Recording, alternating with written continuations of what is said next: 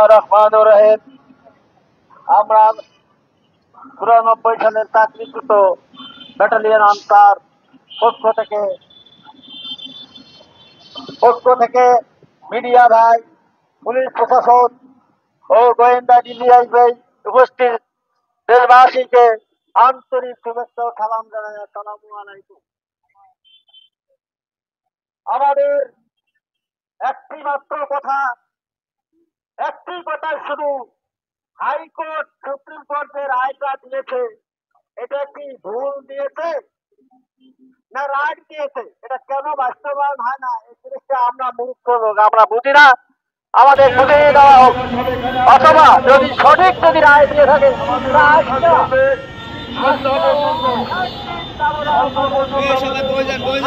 না দে মশার কামড়ে রোদ্রে ঝড় বৃষ্টিতে রোগ ব্যাধি নিয়ে ঢুকে ঢুকে পড়ে আছে।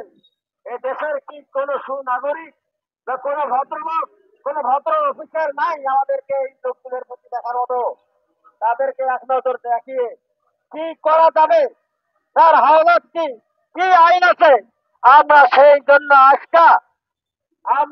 সেই জন্য সচিব মহোদয়ের সাথে সাক্ষাতের জন্য একত্রিত হয়েছি এবং সে তার কাছে আমরা জানতে চাবো যে আমাদের যদি বহালে আদেশ দিয়ে থাকে তা আমাদের বহাল দেবে, যাদের বয়স নেই তাদেরকে পেনশন দেবে, আর যারা মারা গেছে তাদের সুব্যবস্থা করবে। আর না হয় যদি আমাদের কোনো ত্রুটি থাকে তাহলে আমারও মায়ের সঙ্গে দুঃখ দুর্দশার সুব্যবস্থা করবে। আর তা না হলে আমাদেরকে যদি অন্যায় হয়ে থাকে তাহলে আমাদেরকে জেলে প্রেরণ করুক,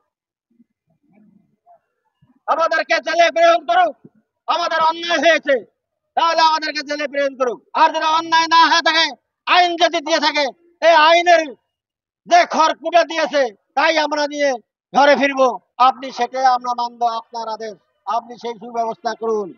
হাইকোর্ট কি তার কলমে ফাঁসি হয় না? হাইকোর্টের সুপ্রিম কোর্টের কলমে কি সাজা হয় না? আর ওই কলম দ্বারা আমাদের যে রায়টা লেগেছে এটা কি মিথ্যা, এটা কি ভুল, এটা কি কি কারণে সেটা কার্যকর হচ্ছে না? আজকে আমরা এই জিনিসটা জানার জন্য মাননীয় সচিব মহোদয়, মাননীয় উপদেষ্টা স্বরাষ্ট্র মহোদয়ের কাছে আমরা তার সাথে সাক্ষাৎ করতে চাই। আপনারা এই ব্যাপারে সহযোগিতা করার জন্য আপনাদেরকে আমরা জোর অনুরোধ করতেছি। ধন্যবাদ।